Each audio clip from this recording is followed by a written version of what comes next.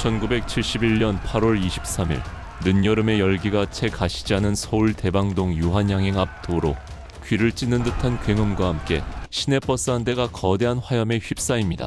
자욱한 검은 연기 사이로 들려오는 비명소리, 그리고 피를 흘리며 쓰러진 군복 차림의 남성들. 현장은 그야말로 아비규환, 전쟁터를 방불케 했습니다. 당시 정부는 긴급 발표를 통해 이들을 무장공비라고 칭했습니다. 시민들은 공포에 떨었습니다. 불과 3년 전 청와대를 습격했던 김신조 사건의 악몽이 되살아났기 때문입니다. 하지만 현장에서 발견된 시신들을 수습하던 군 관계자들과 경찰들은 큰 혼란에 빠집니다. 그들의 품 안에서 나온 것은 북한군의 소지품이 아니었습니다.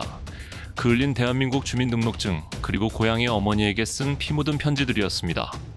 우리는 적이 아닙니다. 대한민국 공군입니다. 그들은 북한군이 아니었습니다. 그렇다고 우리가 흔히 아는 일반 국군도 아니었습니다. 지도에도 없는 인천 앞바다의 외딴 섬 실미도, 그곳에서 3년 4개월 동안 오직 조국을 위해 인간 병기로 길러진 31명의 청년들. 도대체 그들은 왜 적의 심장인 평양이 아니라 자신들의 조국 서울 한복판에서 산화해야 했을까요?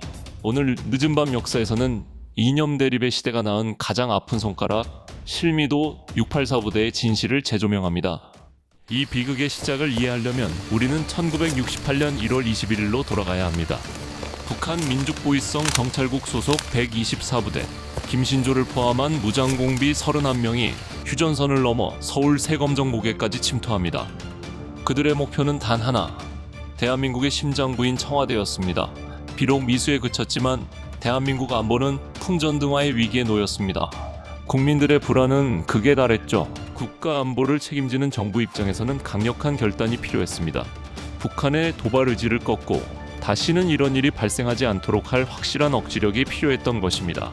당하고만 있을 수는 없다. 우리도 똑같은 능력을 갖춰야 한다. 이에 중앙정보부 주도하에 극비 프로젝트가 가동됩니다. 북한이 31명을 보냈으니 우리도 똑같이 31명의 최정예 요원을 양성하여 평양 주석궁을 타격한다는 계획이었습니다. 그렇게 대한민국 공군 2325전대 209 파견대 통칭 684 부대가 탄생합니다. 창설 연월인 1968년 4월을 따서 붙여진 이름이었습니다. 이들은 존재 자체가 기밀이었기에 인천에서 20km 떨어진 무인도 실미도에 둥지를 틀었습니다. 그렇다면 이 비밀스러운 임무를 수행할 31명의 청년들은 누구였을까요? 여기서 우리는 영화가 심어준 편견을 조금 걷어내야 합니다.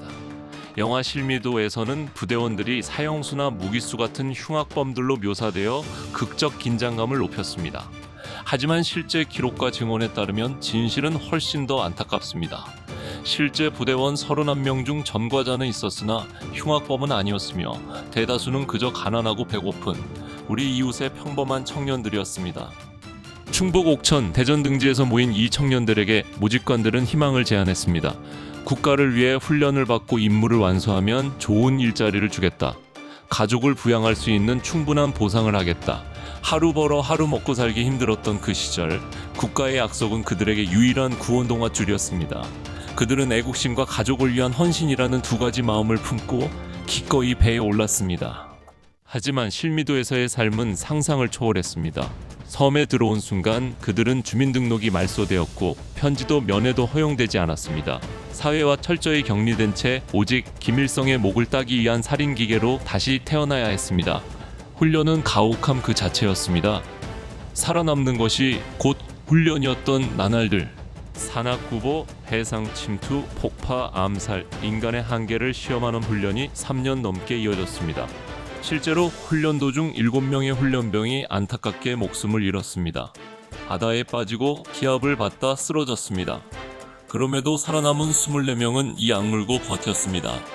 그들을 지탱한 것은 단 하나, 임무를 완수하고 영웅이 되어 당당하게 집으로 돌아간다는 희망이었습니다. 하지만 운명은 그들의 편이 아니었습니다. 1970년대에 들어서며 국제정세가 급변합니다.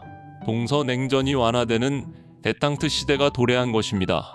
남북 간에도 대화의 물꼬가 트이며 적십자 회담이 열리기 시작했습니다. 어제까지만 해도 평양으로 진격하라고 했던 명령이 하루아침에 무기한 보류되었습니다.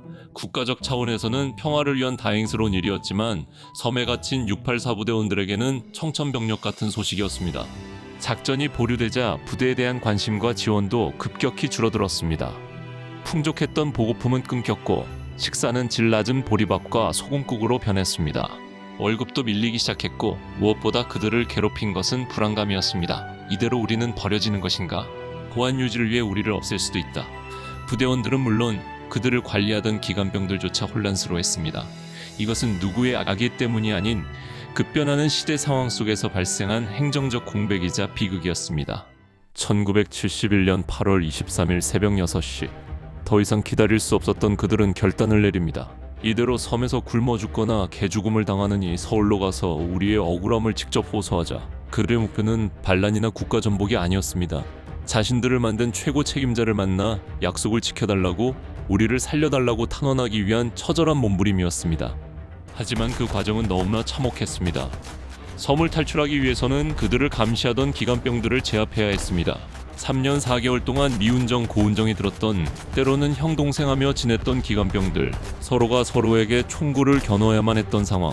이 과정에서 기관병 18명이 사망하고 훈련병 1명도 목숨을 잃습니다. 피눈물을 흘리며 섬을 빠져나온 그들은 인천에 상륙해 버스를 탈취합니다. 청와대로 간다. 인천에서 서울까지 그들은 멈추지 않고 달렸습니다. 군경이 그들을 막아서며 시가전이 벌어졌고 수많은 사상자가 발생했습니다. 그들은 간첩이라는 오명을 쓴 채 오직 서울을 향해 질주했습니다.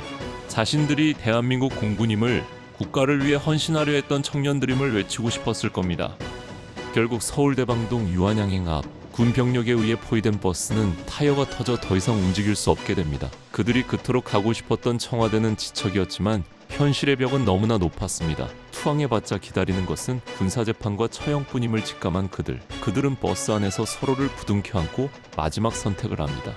수류탄의 안전핀이 뽑히고 버스는 화염에 휩싸였습니다. 현장에서 20명이 사망하고 4명만이 중상을 입은 채 생존했습니다.